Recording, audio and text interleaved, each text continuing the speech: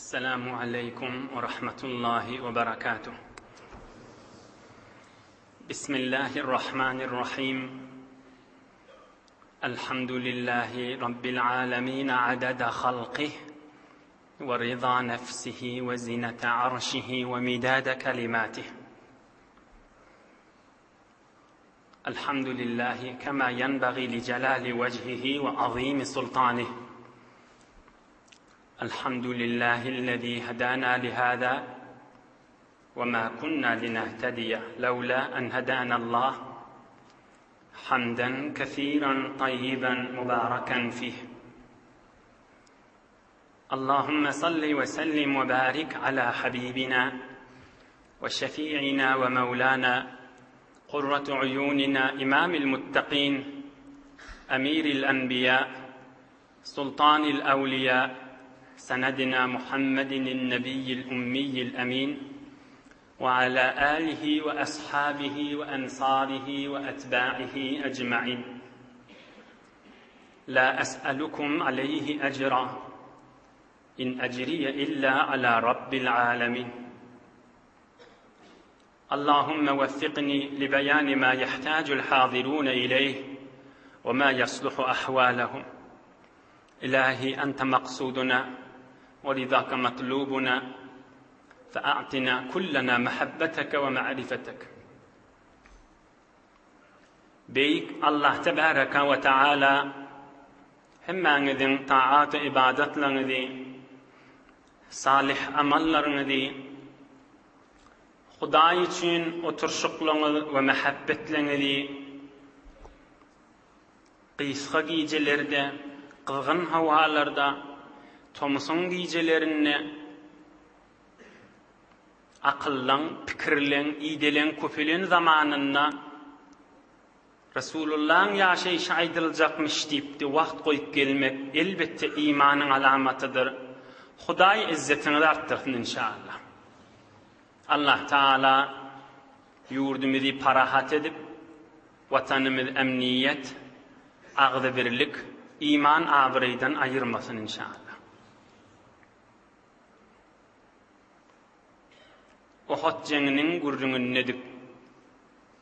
Aňyrky heftelerde beýik Allah köklemegi bile Uhud dagyna gaşyn Peygamberimiz 1000 nefer bolup uğrapdy we tagriban yetellerine diýsen boljak münafıklaryň başy İbn Selul 300 nefer bilen ýydyna öwürilip kafirleri hoş edip musulmanları narahat edip koydu.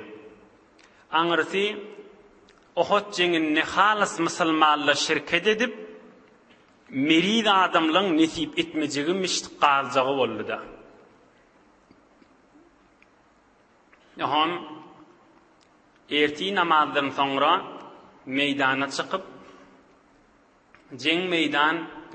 jeng ma'rakasy savaşy başlamaly bolup Resulullah sallallahu aleyhi ve sellem özünün mübarek kılıç şemşirinin birini çıkarıp kim alacakmını diyenine Hazreti Ebu Dücane radıyallahu anh men şon hakkını eda ederin sen kılıcın yerine yetirerin deyip mağrayına kızıl yağlıktanıp ortada kızınıp yürüyüp beren yağdayı geçen heftelerde geçti. O hem kafirlerden biri başlaptır mübareze edip yeki ortağa gelmeye. Ohum ol kafir qiyğırıptır. Ya ashab Muhammed sallallahu aleyhi ve sellem innakum tez'umuna anna Allah Teala yu'ajjiluna bi suyufikum ila'an nar ve yu'ajjilukum bi suyufina ila'l cenneh. Ey Muhammed peygamberin sahabaları deyipdir ol kafir.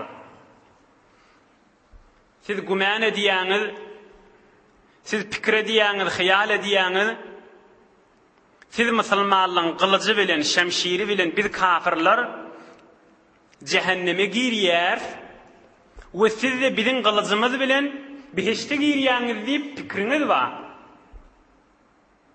Hem gelin biriňiz ordaňyz bolsa, gaýratyňyz bolsa çykyň biriňiz diýip kafirliň pehliwanlarynyň biri çykyp biziri görüläpdir. Oham şiir ýaly bolup 25 ýaşyň döwreginde Hazreti Ali Murtaza radıyallahu an ortağa çıkıptır. Oham aýdypdyr: "Wallahi wallazi nefsi biyedihi la ufariquka hatta yu'ajjilaka Allahu Teala bi sayfi ila'l nar aw yu'ajjilani bi sayfika ila'l cenneh. İla'l cenneh." Men ma ortada sana diýipdir. Hazreti Ali Murtaza radıyallahu an. Senden çekeleşerin seni göğe vermerin diýipdir. Ya sen kılıcın menen men beheşte girarın, ya men kılıcım menen sen cehenneme girersin diýipdir. Am ikisi mübarezany başlapdyr. İkisi häzir biri-birine girmäke. Hazreti Ali Murtaza radıyallahu an bir hüner gelip özünden defa edakana bile-billigi bilen o kafirin aýagyna urup aýagyny iki bölüp oham uly jeň başlap musulmanlar kafirlara gaşyn Rasulullah janyň buýrugy bilen dofulmana başlapdyrlar. Rasulullah janyň şemşirini alan kimdi? Hazreti Abu Dujana radıyallahu an. Sahabalarning biri aýdýa, men öz ýüregimden hiran galym şuny, näme diýip Rasulullah Abu Dujanaga berdi? Maňa bermedi. Falanyya vermedi. Falanyya vermedi. Abu Dujanaň näme hünerleri waqam göreýin diýip jeň içinde gözüm gyýagy bilen ogrin Abu Dujanany gözlerdim diýipdir. Rasulullah'ın kılıcını alıp näme etjek kamşy diýip, "Ýöre pikrim harap boldy" diýipdir. Emma Abu Dujanany gördüm, jeň meýdany girip barýa, qakygyryp goş okyp barýady. "Anallazi ahadani khalili wa nahnu bis-safhi ladan nakhili alla aquma ad-dahra fil kayuli adribu bi sayfillahi war rasuli." Men Rasulullah'a ahdettim dağın etewinne. Men sefin iýdinne, jeň meýdanyň iýdinne bolmaly, men ewinne bolmaly. Men korkak gaçak bolmaly, men mert bolmaly. Men Rasulullah'ın kılıcı maňa nesip etdi. Men ewde gezernip sepleri ýaryp ogra berdi diýipdir. Diýe ýaly bolup sepleri ýaryp ograp barıp sefin aňyrtyndan zenanylaryň arasyndan çykdy diýipdir Hazreti Abu Dujana radıyallahu an. Oşonna bir neferi vurajak bolly, emma vurmady, men şoňa heýran galdym diýipdir. Şol sahaba aýdýar. Jeň meýdanyndan soňra gürrüň boldy, näme diýip şol adamy vurmadyň diýemizde Hazreti Abu Dujana aýtdy: "Fara'aytuhu qad hamala as-sayf ala mifraq ra'si imra'atin thumma 'adala as-sayf anha." Yaqulu Abu Dujana: "Akramtu sayfa Rasulillahi sallallahu alayhi ve sellem an adriba bihi imra'atan." Gayrat diýmeli bolara. Şo barşyma bir neferi vurjak boldum. Kılıcı Rasulullah'ın kılıcını kellesine indirmeli olamda görsem tarap bir zinana müşrik kafir. Rasulullah'ın kılıcı bilen bir hile öldürdüğüm adın almayın deyip gıyret edip kılıcımı idime çektim deyiptir. Mert bolup pehlivan bolsam pehlivan adam öldüreyin. Pehlivan kafir gıreyin. Hile öldürdüğüm adını alamayın deyip Rasulullah'ın kılıcı deyip gıyret edip idime çekip alıp kayttım deyiptir. Hulasa ulu jeň başlap jeň meýdanynda her yerlerde Rasulullah'ın goýmagy bilen pehliwan bolan Hazreti Siddiq radıyallahu an, Hazreti Faruk radıyallahu an, Hazreti Murtaza radıyallahu an toy giýjesi özüniň dinanasynyň ýanyna bolup Rasulullah'dan ijada alıp, "Ya Resulallah, şu dinanam geljek men" diýip, Hazreti Cemile diýen dinanam geljek diýip, "Maňa ijazamy Uhud jengijesinden öz dinanamyň ýanyna bolsam" diýen Hazreti Hamzala radıyallahu an o da erti bilen daňatanna gusletmäni ýetişmäni men Rasulullah'ny jeň meýdany iýberip dinanamyň ýanyna galsam bolmar diýip o da özüň jeň meýdany goşan mert bolan jawan sahaba barmyşdy. Hazreti Hamzala radıyallahu an bolan hemmesi pehliwan bolup kafirlaryň tiki koşunyň içine koşulypdyrlar. Jeň meýdany tagriben kim kime bolupdyr.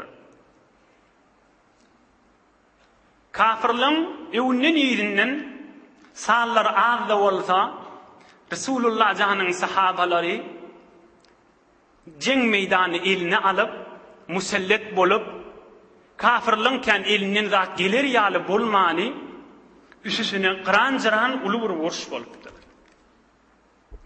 Emme Rasulullah sallallahu aleyhi ve sellem yadınıza düşýändir 50 nefer saylap beýledi kışıcık difen üstüne koyupdu.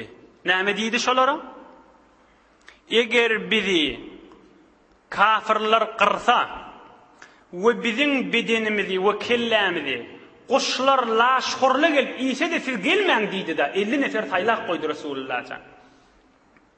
Bir ve ikincisi, eger biz piruz bolsak, eger biz kafir bassak, onu da gelmeň diýdi 50 nefere gaýym tapşyrdy. Oşolan baştaklary, şu 50 neferin başı kim? Hazreti Abdullah ibn Cübeyr radıyallahu anh. Onu da öz başına tapşyrıpdyr. Bir tarafı bassak da gelämaň, basılsak da gelämaň. Hatta laşhur kuşlu gelip bizim kellämizden çokup, bizim etimiz ganymyz ýese da gelämaň diýip tapşyrypdy. Oham kafirler Resulullah'dan 50 nefer koydu da şotadan barip dofulcak bolupdyrlar, ol 50 nefer göwe bermändir, olar iýdine gowupdyr. Oham basılıp barýa kala, näme o ýollan gelsele musulmanlaryň arkasyndan gelligi bolýar. İkinji gedek ýene dofulupdyrlar arkadan, tagriben 500 nefer, 1000 nefer bolup. Ýene de ol 50 nefer göwe bermändir. Resulullah'ın koyan adamsı da ola, hiç kıymıllamaň diýip, arkamızdan gelecek bolsa iýdine kawun diýip, üçüncü gedek ýene oğratdyrlar, ýene göwe bermändirler. Resulullah janyň diýen neden teňle? Resulullah sallallahu aleyhi ve sellem ol farmandaýy kol hemmi tarapyndan fikrini hitap çeken, ol reis bolan, baş bolan serdar-ı alem koyan 50 neferi, üçüncü gedekde kafirle hemleden arkadan ýene göwe bermändirler. Üç üste beýik ýerde ok atıp göwe bermeýärler bolmaly. Tir kaman menen atıp, ok ýaý bilen atıp göwe bermeýärler bolmaly. Emma jeng meýdanyň içinde elini iki gylyj alyp, men Esadullah diýip duran, Resulullah'ın ýüreginden gidip duran Hazreti Hamza radıyallahu anh. Resulullah'ın hem süýtleşdigini we hem Resulullah'ın agasy. Vahşi aydiye Hazreti Hamza'nın katili. Hazreti Hamza'nı öldüren, sonralarda Müslüman bolýar. Onu inşallah inniki heftelerde beýik Allah köklüdüğünden hyzymatyna da ýetirer. İnşallah. Vahşi aydiye jeng meýdanyna gaýtma kalar Mekkan kafirleri Vahşiň asliyeti Habeşeli, Hazreti Bilal'ın ýurdundan. Ýöne kafirmiş şomuga. Mekkan kafirlerinin biri aydıptır. Ey Vahşi, sen neyze bilen bellemeni ökde. Çon Habeşele özlerinin bir hüneri varmış. Neyze bilen bellerlerine yafa doğru vuryanmıştıkla hedefe.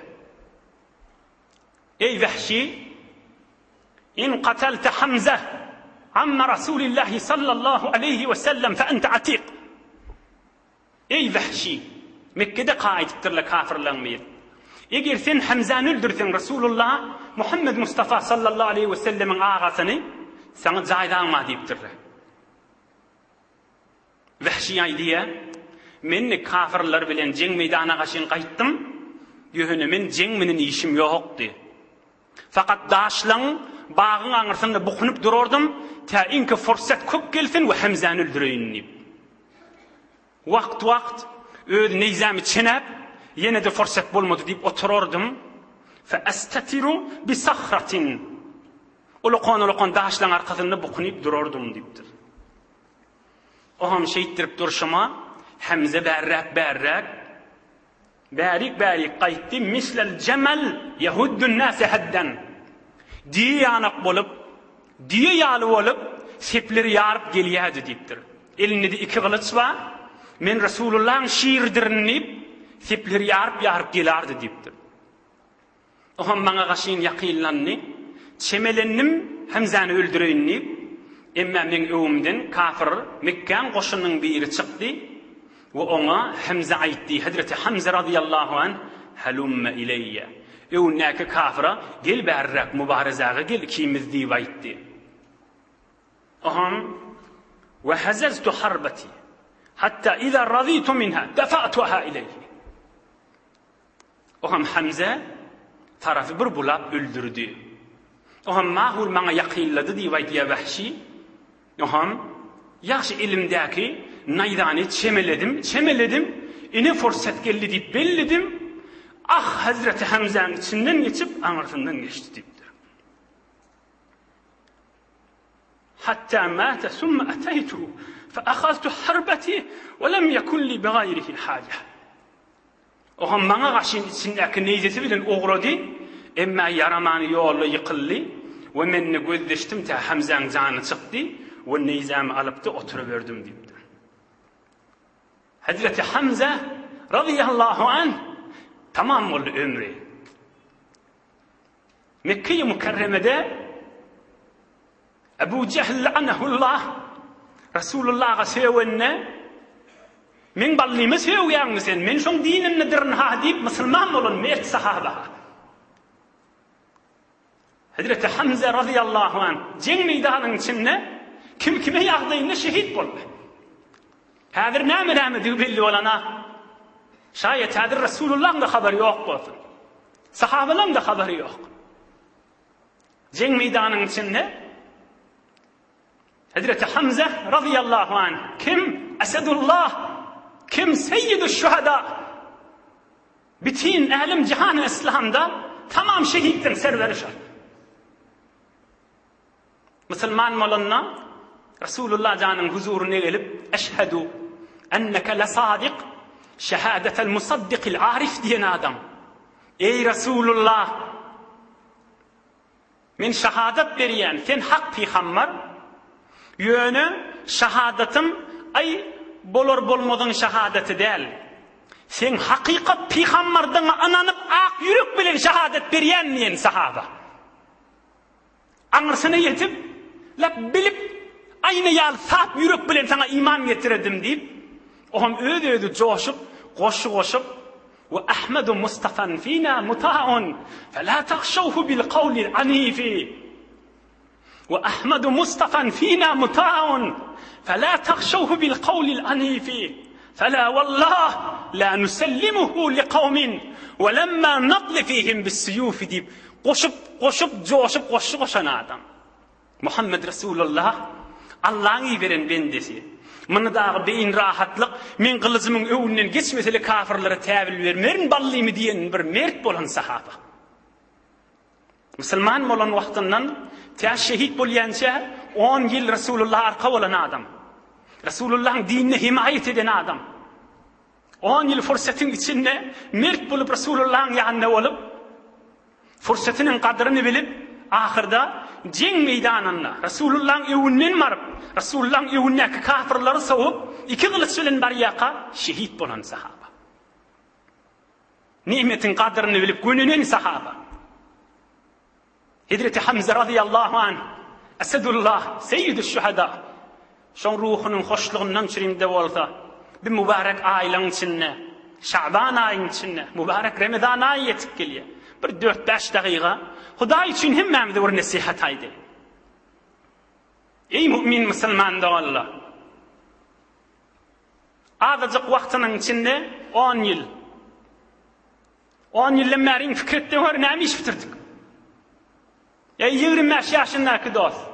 15 ýaşda mer fikretde var näme etdik. Ey 40 ýaşyndaky musulman dogan. 30da mer näme iş etdik.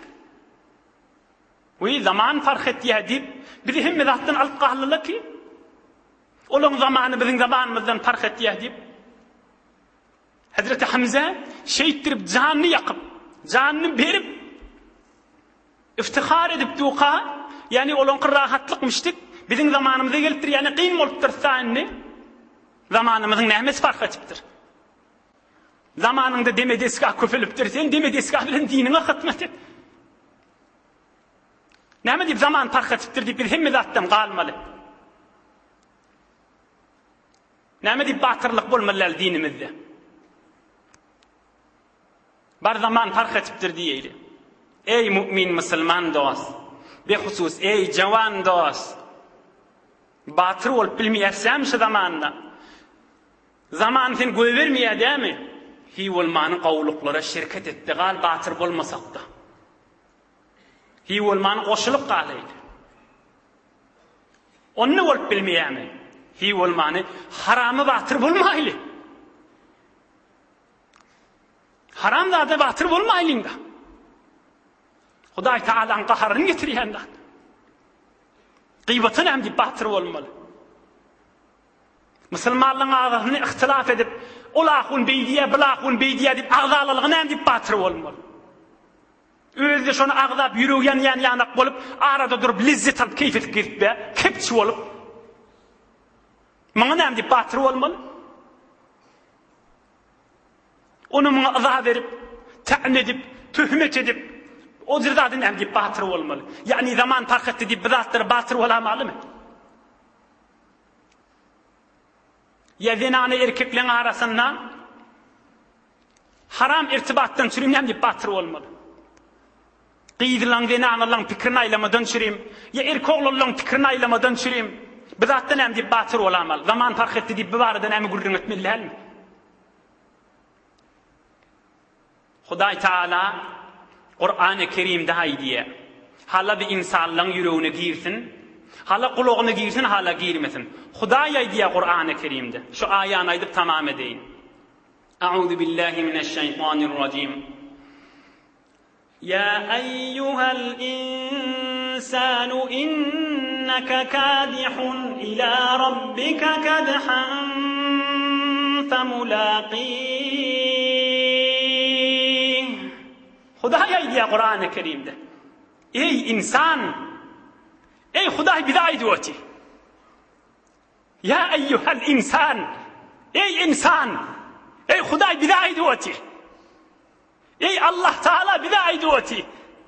Ya eyyuhel insan! Ey insan! Näme diýär Allah Taala? İnneke kadihun ila rabbika kadhan femulaqih.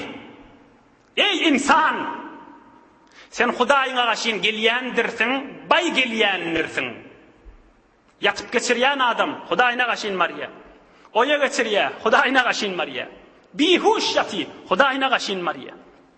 Gülüp geçirýär, Hudaýyna gaşyn marýa. Aglap geçirýär, Hudaýyna gaşyn marýa. Ýa teginde, Hudaýa gaşyn marýa. Şuluk ýerlerde ýaşapda, Hudaýa gaşyn marýa.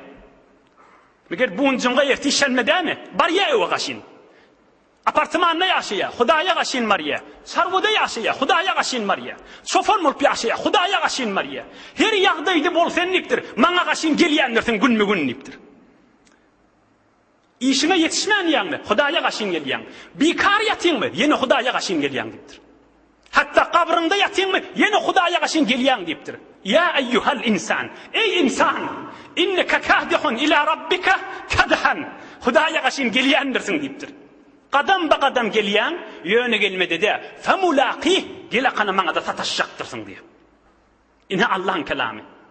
Hudaýa gaşyn barýasdälmi? Ey jawan dost, şin nasihaty täbil al. Şu Hudaýa gaşyn barýan dämi? Ýol bilen mol. Ýolly başga zada güýmenme. Haramy güýmenme. Oňsun Hudaýa gaşyn barýas sataşjak dämi? Pikiriň maksadyň şu ewde bolsun. Döwregiň kan gözdeme. Her kim olsun döwregindäki. Hatta içeriğin olsun, her kim olsun. Döwregindäki adam ýalňyş ýa günah etýärmi? Öwrül basmyrak ýoluňa gel. Ah men ýoldan çykypdyryn. Allah gaşyn eltýän ýoldan çykypdyryn. Basmyrak gel ýoluňa. Şeytan waswas etýändir. Ay sen günah etdiňam, saňa ýol ýafyk diýip, galat edýär şeytan. Hudaý aýdýar men gafym açyk diýip. Ýalňyşdyň dämi ýoldan barýakan? Ýalňyşdyň iştiba işgal ýok. Musulman adam ýalňyşar. Emma musulman basym öwrüler. Ah men ýoldan çykypdyr diýer. Emma aňryk ýoldan çykyberseň, aňryk ýoldan çykyberseň, aňryk ýoldan çykyberseň we fursatdy tamam bolsa, çon reset anja bebinet gorgoşir, umr zayi rahu duru ruz dir.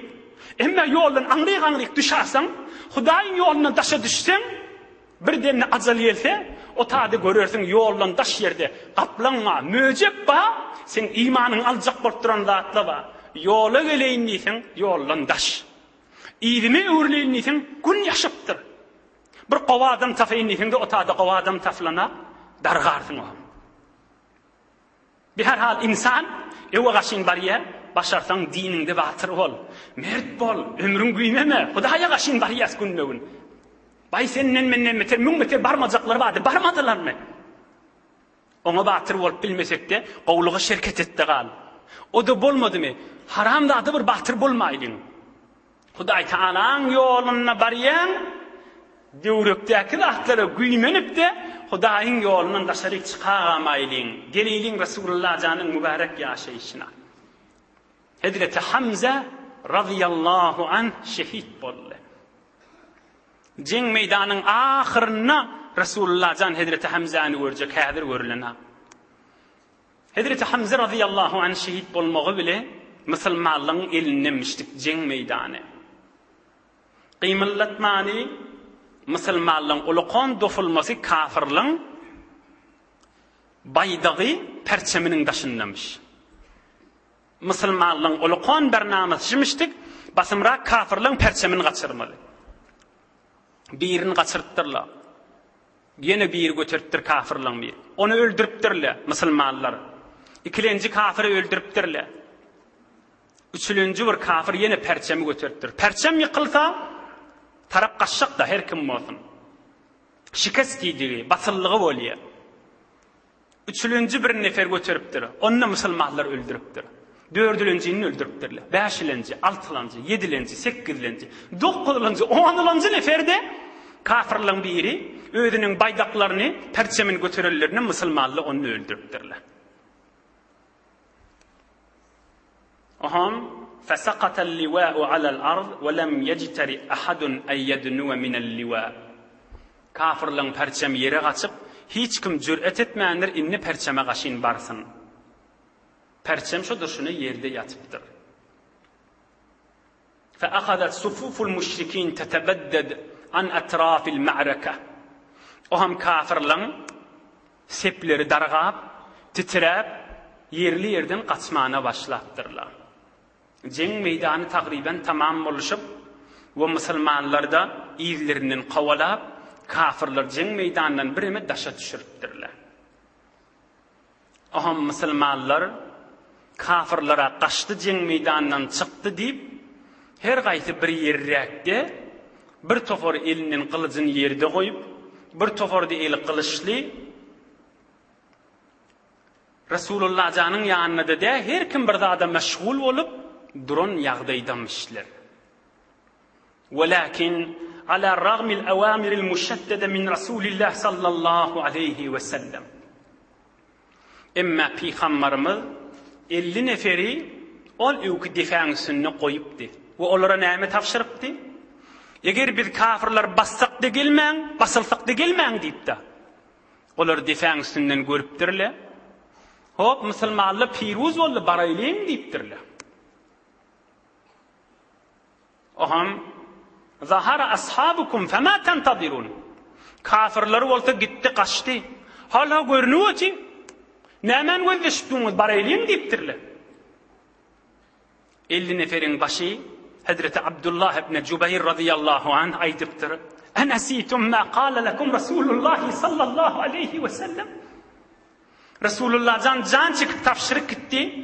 Her ýagdaýda olsa şu taýyn äpperaman diýip Resulullah'ın tapşyrgysyny ýadynızdan çykardыңyz mı diýipdir. Emma 50 neferden 40 neferi özüniň başdaklary farmandalarynyň belki Resulullah'ın diýenini etmäni ay piruz bolla näme işimiz başlady diýip ol defensyny etberip Resulullah'a gaşyn şu orta meýdana gaşyn gaýdypdyrlar. Gelmellerden näme ýoksaşar. 50'den näçesi 40 nefer füş gaýdypdyr bäri. Emma o 10 neferi Hazreti Abdullah ibn Cübeyr radıyallahu anh ýani 9 nefer bilen bir ýaşda qırlar ya Resulullah bir adam ýerer gelin diýer, onuň ber füşşük diýip durupdyrlar. Bular 10 nefer bolup galdy, ol 40'sy bytak ýetipdirler goşunyň içine. Oham kafirlaň goşunyň içinde Halid ibn Walid, beter bir jeng meýdanynyň taktikine ýetikmişdik ki soňra musulman bolýa. Ol öz ýanyndan pikir edipdir, şu mahal şu arka boşdur, gaýta bir aýlanaýyn diýipdir. Näçe 100 nefer bolup dağın aňyryndan aýlana kana gelipdir, görse defäňüsti boş. Bir 10 nefer bar. Felem yelbes en qatalu Abdullah ibn Cübeyr ve ashabahu at-tis'a. Ol 10 nefere 100'nün uğrunu öldürüp geçipdirler kafirler. Ol 10 neferi 100'nün uğrunu alıpdırlar. Näçe 100 nefer ýerde 10 nefer ýerde o kat geçişdir. Felem yelbes en qad yelbesu en qatalu Abdullah ibn Cübeyr ve ashabahu at-tis'a. Resulullah can tapşyrypdy da gymyllamaňyş tadannyp. Emma Resulullah'ın diyenini ebberen senle evde müşkilatlar düşecek bulara. Görün Resulullah'ın buyruğunu ebbermek ne kadar biderek zat. Kıyamete seli Müslümanlara ders olupdur. Müslümanlar ders alsa da ol 10 nefere 100'nün uğruna kırıptırlar. Şodur şuna Müslümanların üstüne gelipdirler. Müslümanların da koşunu perakende amadegisi yok. Kılıçları olsa yerde eline bağ da yıkıcıydı. Her neferin taşını 20 kafir 30 kafir var. O tadek kafirler de bilipdirler. İyidini öwürlüp. Gaýta 3000 nefer olup ýöne pıtırap duran sahabaların arasına gelip ýöne öwünden çykany kırıp başlapdyrlar musulmanlardan. Emma musulmanlar 3 grup bolupdyr. İnne tamam özlerini yitirip näme digini bilen akla, hatta Resulullah näme ýagdaýdadygyny düşünen aklada. Bir az bölük musulmanlar, sahabalar elinde de zat ýok, aldırap titrep näme görünür öldürüpdirler kafirler. Ve keyfine kırıpdyrlar. Şo jengde 70 musulman sahabany kırıpdyrlar. Olar näme etjegini bilmäni, jeng meýdanyny bükülli gaçyp gitipdirler Medine'ye Münewweraga gaşy. Hudu Kur'an-ı Kerim'de men gurrunu va okuysam giýjak aljak gysgaçygyny okuýyn. A'udhu billahi mineşşeytanirracim. Wa laqad afallahu anhum innallaha gafurun halim. Hudaý Taala Ali İmran suresi 4-nji para 155-nji aýada aýdy. Şol gaçyp gidillen günälerini men geçdim diýipdir. وَلَقَدْ عَفَى اللّٰهُ عَنْهُمْ Şu qaçallan günahlarını geçtim. Hudaý Taala günahını geçýän we mehriban Hudaýdyr diýýär. Bir neçe qaçyp gitdi. Bir neçesi de awara bolup özün saklap bilse boljak, qaçdymdy günah bolar diýip, ýöne eli bilen bulaşdyryp näme etjegini bilmäni elini kılıjy bada, näme etjegini men aldyrap duqa bir ses eşdilipdir musulmanlaryň arasynda. İnne Muhammeden qutila. Qad qutila. Sallallahu aleyhi ve sellem. Muhammed öldürüldü deyip gıygırılıptır. Bir tofar ulamalı rivayetlerde gelipdir, şonu gıygıran iblis, şeytan diýip diýär. Oham ol adacık qalallar da bay poy Resulullah da ölüm bolsa bolupdyr onu deyip bir tofar elinden kılıcı et berip öňkü ýagdaýlarda galypdyr. Bir tofarlarda kılıçlı bolsa yalandan vuruşmana durupdyrlar. Can almandyr musulmanlarda. Şol 40 nefer etber gaýdansaň ha hemmesi. Şol Resulullah'ın diýeni bolmansaň ha hemmesi. Oham içinde sahabalar biri gıygırıpdyr. Fema tantazirun. Ey Muhammed peýgamberin sahabalary, näme sizin halyňyz ýok diýipdir. Fema tasnauna ba'da hayatikum? Hop Resulullah öllü da diýipdir. Resulullah'dan sonra nämeňiz ýaşajak diýipdir. Mutu ala mata Resulullah sallallahu aleyhi ve sellem. Resulullah din için öllü diými? Ölüligiň da bildi diýipdir. Aham bulara bir akıl gelipdir. Resulullah din için öllü diými diýipdir. O bildi ölür taşıýarlar diýipdir. Yeni bir gıygırıpdyr. Medineli bir sahaba, Medineli sahabalar gıygırıpdyr. Ey Medineli musulmanlar diýipdir. Muhammed Mustafa Resulullah ölenne bolsa fe innallaha hayyun la yamut. Hudaý ölene hak edipdir. Hudaý bize dini berdi. Biz dine arka bolaylyň diýipdir. Ine bir de musulmanlara bir ruhiye bolupdyr. Aha musulmanlar gaýta bir jan ýerip ýene de jeng meýdany gaýta başlapdyrlar. Bir de ikilenci bölük Müslümanların ýagdaýy. Üçüncisi Hazreti Ebu Bekir Siddiq, Hazreti Ömer Faruk, Hazreti Ali Murtaza, Hazreti Ebu Ducane bilen gaýgylar Resulullah'ın tapjaklar. 20 metre 30 metre fasyla var Resulullah'dan. Ýöne barıp bolanak. Ketibe öwünne. Goşun. Yüzün nefer kafir ýaryp geçmeli bolanak. Göbere akla. Bilen de gaýgylary Resulullah sallallahu aleyhi ve selleme gaşyn barjakla pikirleri şeýle. Emma Resulullah jannama ýagdaý demişdik. Resulullah sallallahu aleyhi ve sellem 7 tane Medineli, 2 tane de Mekke'den gelen sahabalary 9 nefer Resulullah janna 10 nefer bir guşede müştikleşemoga. Ýöne jeň meýdanyň guşesi. Bir daşlak dağa çyrmış amal ýerde. Peýgamberimize 2 ýol galypdyr. Ya özüň jeň meýdany vurmaly, ya 9 nefer bilen gaçyp gitmeli, özüme nejat bereýin, sahabalarda Allah tapşyrdım diýip. Haýsyne edamaly. Emma Rasulullah sallallahu aleyhi ve sellem özüm çykyp gidip 9 nefer bilen çykyp gitsem bolmaz diýipdi. Sahabalarynyň hemmesini biligi bilen gaýgyryp, "İbadallah! Ey Allah'ın bendeleri, helümme ileyye, gaýdyň maňa gaşyn." Sahabaların hemmesine can girip Resulullah can barmış diýip, hemmesi biligi bilen Resulullah'a gaşyn ugrapdyrlar. Emme kafirler de Resulullah'a gaşyn ugrapdyrlar. Nämeden çireyim? Şuun kun fursat sahabalar yetirmäni yüzlerce nefer bolup taşyn alyp, şuun hükmen Muhammed alar diýip yüzü tamalar barmışdykda. Sallallahu aleyhi ve sellem. Aham Müslümanlardan önce Hazreti Siddiq, Hazreti Murtaza, Hazreti Faruk'tan önce ondan kafirler Resulullah'ın daşını alıptır. Yanında näçe nefer var? 9 sahaba. 7'si Medineli, 2'si de Mekke-i Mukarremeli. Sa'd ibn Abi Waqqas, Talha ibn Ubeydullah, ikisi de cennet bilen buşlanan, yanında da 7 tane Medineli sahaba. Resulullah can men 10 nefer, jeň meýdanyň gyn ýeri şahymışdyk da. Bütün sahabeler aydiye, cengi Uhud diýip ýörmeliler, cengi Uhud şahy diýip aydiye. Hemmesi ýerden hamle edip, o da bir dar ýer bolmaly, giň meýdan däl bolmaly, bir neferden qırıp Resulullah'a gaşyn geçmeli. Daşnalakyny üýşürip alyp bolmaýan ýermiş. Aham 7 nefer ýeke qırılıp, ýeke şehit bolup, 9 nefer de Medineliğin 7'lincisi Hazreti Umara radıyallahu anh. O da ortağa gelip o da şehit bolupdyr. Femâte Umara radıyallahu anh ve hadduhu ala kademi Rasulillah sallallahu aleyhi ve sellem. Umara şehit bolupdyr. Mübarek kellidi Resulullah canın ayağının üstünde. Yani Resulullah'ın ayağı Hazreti Umara yastık hesabına bolup canını veripdir. Ey bir saadeti yerden tapıp bolaray. Ey bir günün men yerden tapıp bolaray. Resulullah'ın evinde Resulullah'ını saklajak deyip her gaýsynyň da ennamyna faqatal hatta asbatathu'l jaraha fasaqat ve mata ve khadduhu ala qadami Rasulillah. Azbes ennamyna yara kan düşüpdir. Şu yara bilen ennamynyň kan akyp 70-80 ýerinden yara bolup ennam deşik bolup duran ýerine ýykylypdyr da.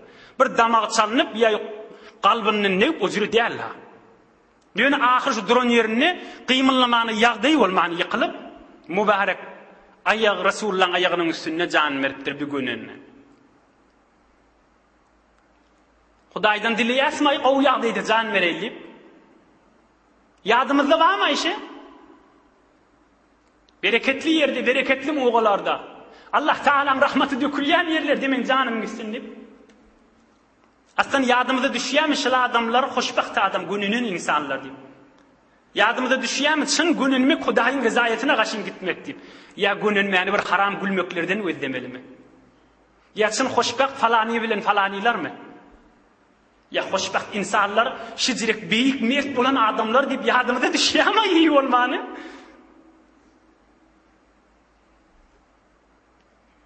Said gününün insanlar şılar deyip yadımda düşýärmi? Yöne geçip bariyaz ki bulan gürrünlerinden. Tomusun bir yizetini şuna koyup dağıt yança oturuvermelisin. Hulasamın 7-incisi gitti. Neçe nefer kaldı?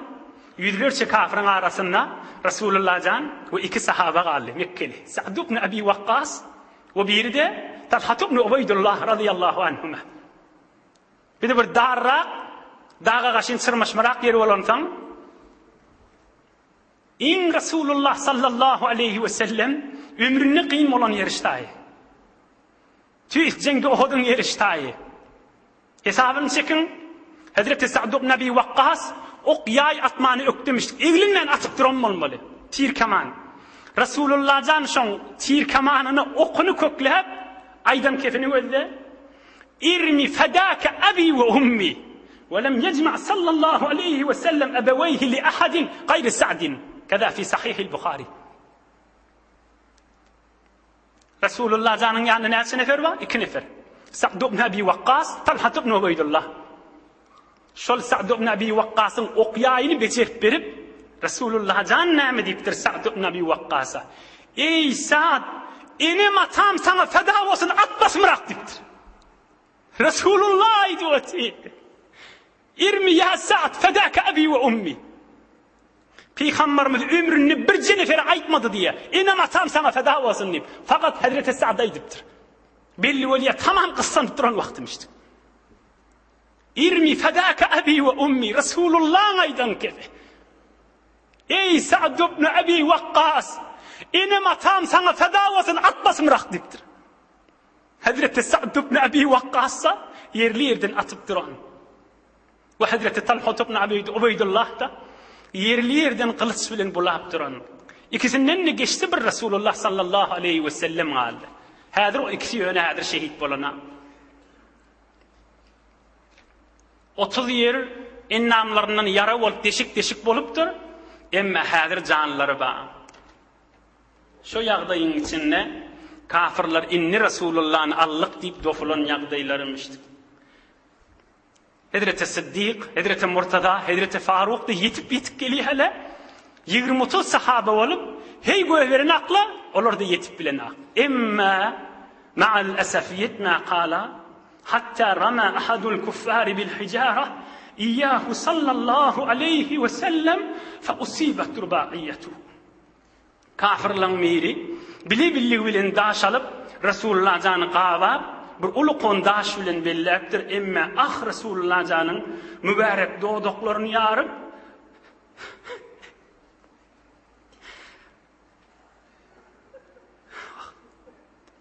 Resulullah canın sağ tarafı eteki dişinde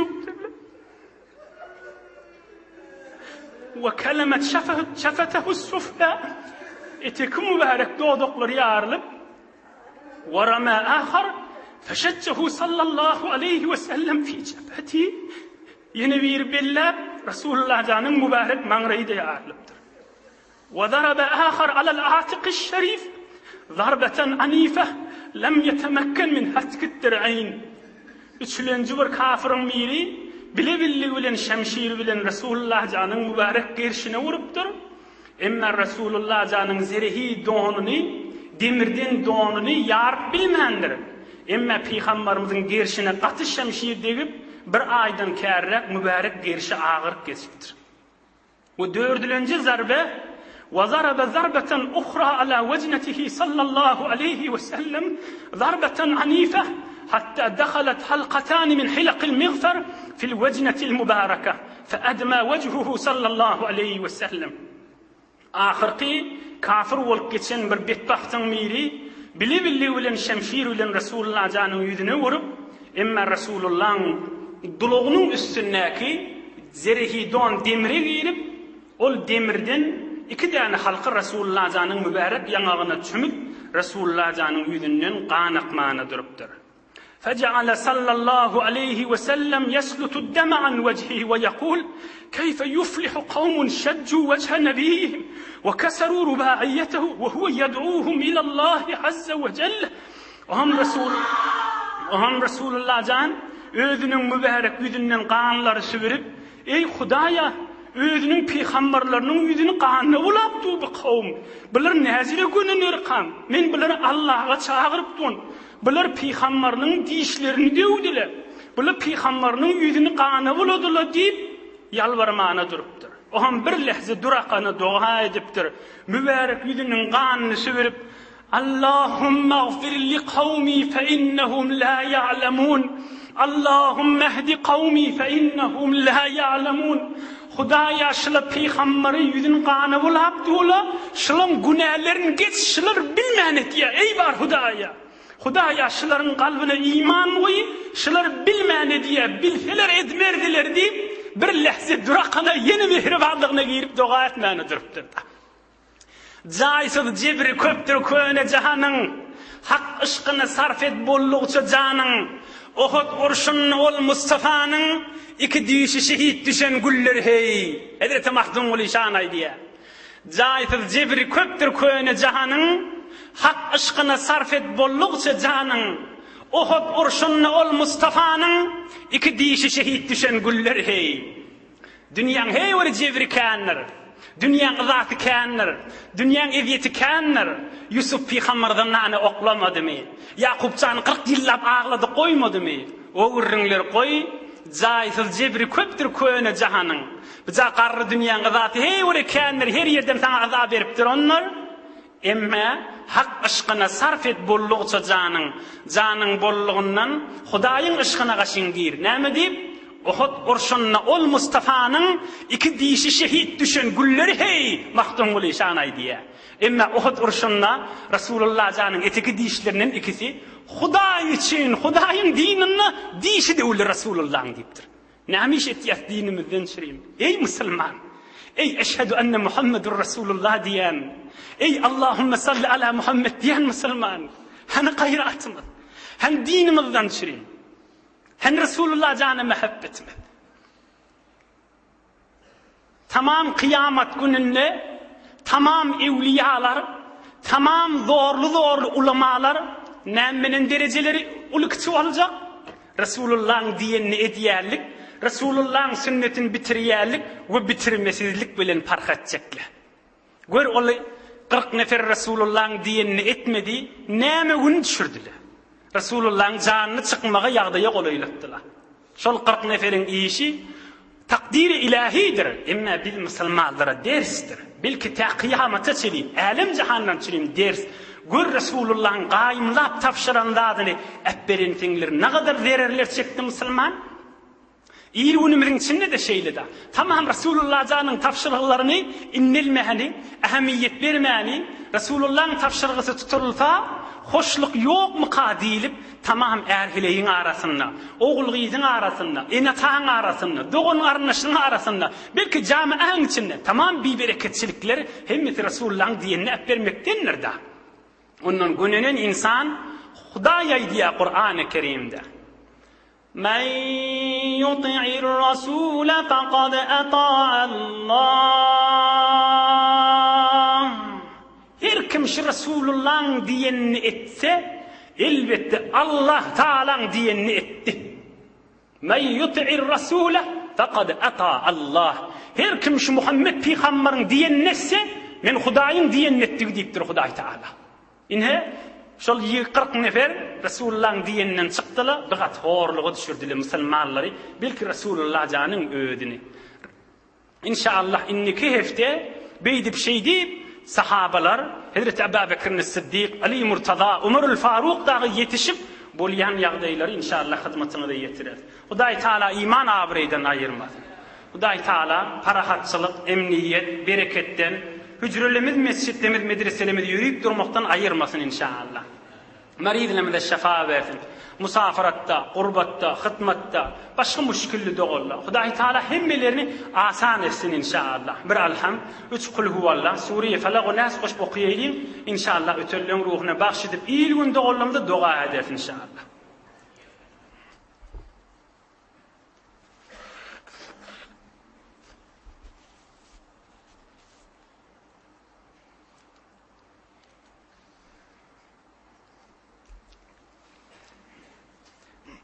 سبحان ربك رب العزة عما يصفون وسلام على المرسلين والحمد لله رب العالمين. جليل أخون هجا چای وين إلهي آمين. كان مريض لدغلوا مشكل لدغلوا يلون من تن دعاء دور إلهي آمين. آمين يا أرحم الراحمين. إلهي آمين. آمين يا مجيب الدعوات. أغذر لك إيمان آبري أمنية فرحتçılık إلهي آمين.